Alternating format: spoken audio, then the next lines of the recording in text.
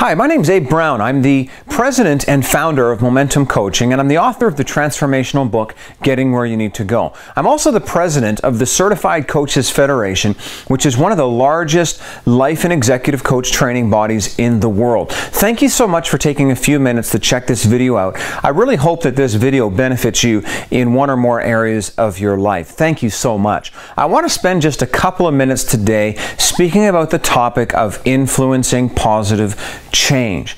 Now, recently I was coaching some business people and I was asked a question. Actually, it's one of the top 3 or 4 questions that I'm asked when I'm coaching. And it doesn't just get asked by business people, it also gets asked by parents, by husbands, by wives, by friends, by partners, by co-workers, by managers, etc., etc. This question either gets asked in a personal context or a professional context, and it goes something like this. I'm struggling to help influence positive change in the people who are closest to me. How can I work towards positive change in those I care about? Now, the reality is that most of us live in close and intimate relationships with the people that we care about. As a result, we often attempt to help influence positive change within their lives. Our desire is helping them to grow and to flourish. Sometimes, if you're like me, you even try at times just a little bit too hard to help people to change. I've had many times the sensation, whether I've been speaking or teaching a workshop or coaching someone, where I've just almost wanted to get inside them and change for them and then leave their body and leave them sort of an improved product. But we all know, of course, that's not possible. You see, in a healthy person, there's a strong desire to influence positive change, but that's about as far as we can go. We can't force it. We can't make it happen. All we can do is seek to influence it. So I want to give you 5 things today that will help you to influence positive change in those who are closest to you. And so let me go ahead and dive right in. The first is this: look at your motives. If your motives are unhealthy when you're seeking to influence positive change in others, they're going to sense it intuitively. There is something inside of almost every person on this planet. It's almost like an internal radar mechanism that's just kind of going out there, and it sort of advises us, warns us when someone is trying to get close to us with a selfish motivation, with some kind of a benefit in it for them only. And you see, when we feel that in people, we are naturally repelled by that, and we want to repel those people and not allow them to get close to us. When we sense that other people's motivation is selfish for their benefit as opposed to for ours, we're going to naturally resist them from seeking to change us. You see, leadership is all about facilitating other people's development, to facilitate the development of another human being. Our motives must be healthy.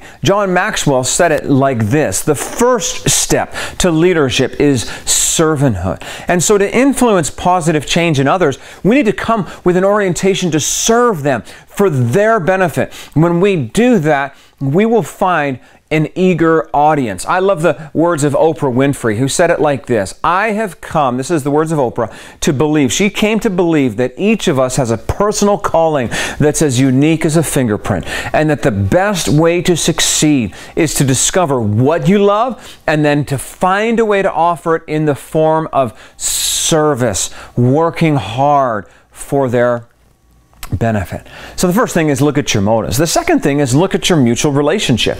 Often we think that those around us should change simply because we tell them to. Perhaps we have a title, perhaps we have a position, maybe we're a manager, maybe we're a leader, maybe we're an executive or a director, and we think that we can sway others with the force of our will. You see, the reality is that people will only be influenced by those that they have a deep and mutual relationship with. Of course, you can use your title and your position, your rank, to influence somebody in the short term. But in the long term, the reality is that you cannot influence a person beyond your level of relationship with them. So in influencing positive change, we need to spend more time building the personal relationship and less time trying to steer the person. Spend more time caring and less time controlling. I was recently in a coaching session with a manager who had recently taken on oversight of a particular group of supervisors, and this manager communicated that she was struggling to influence the people who are under her.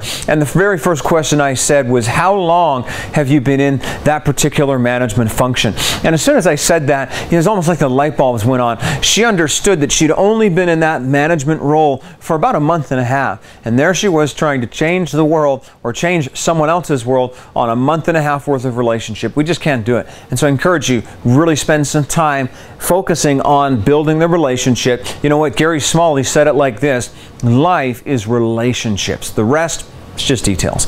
I agree with that. The third thing that we can do to help influence positive change in others is to look at your message. The question here is extremely simple. Are you positive or are you negative? Negative energy can no more influence positive change than it can make a flower bloom or than it can make the sun rise. And yet sometimes we pour this negative energy on people hoping that somehow we're going to change them, when the fact of the matter is that by putting negative energy into people, we actually make it more difficult for them to change. You see, this isn't so much about your words, but it's about your energy. It's about your spirit. It's kind of your aura, what it is that you're emanating. You know, Dwight Eisenhower illustrated this when he said, you don't lead by hitting people over the head. That's assault, not leadership. And so I encourage you, when you're seeking to influence positive change, even if people are making choices that disappoint you, even if people are making decisions that you know aren't the right decision, radiate positive life, positive energy, warmth, acceptance, encouragement, belief in them always. That will draw them to you rather than cause them to be repelled from you. The fourth thing that you can do to influence positive change is to look at your method. Now, here's what I want to say when it comes to the method in terms of influencing positive change. Clarity is crucial. People will be discouraged if we seek to influence positive change in them and yet we're unclear. Maybe we're lacking specifics. You see, people can only respond to the specific. And so when we try to create positive change in others and yet use language like, you always do that, or I wish you would just change your attitude, or you're constantly bothering me with the things that you do, of course, we're not going to influence positive change in them. Why? Well, because we're too general. We're lacking specifics. There's nothing more demoralizing than a person who can't clearly articulate what they want from us and why. People will respond to the specific. So I encourage you to learn the gentle art of positive persuasion. Look at your method, and of course, you'll have much better results. You know, the last thing that we can do to influence positive change is simply this: look in the mirror.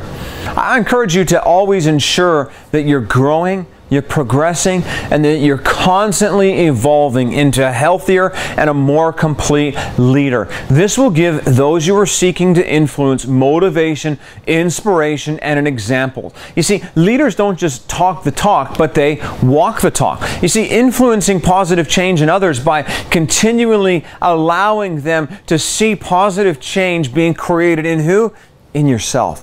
You see, that's kind of where it starts. I know that there have been leaders that I've followed in the past who were stuck in a rut, that weren't growing, and then they would look at me and say, hey, you need to grow. And it wasn't that I denied the fact that I needed to grow, but boy, is it sure ever easier to grow with and grow under someone who is growing themselves. You know, John Maxwell, again, his definition of leadership helps us here. He said this: a leader is one who knows the way, goes the way, and shows the way. And so I encourage you to continue to seek to influence positive change in others. Never give up. Sometimes it can be discouraging, but continue to give yourself to helping people to develop positive change within their lives. But I encourage you to follow these 5 things. The first thing is look at your motives.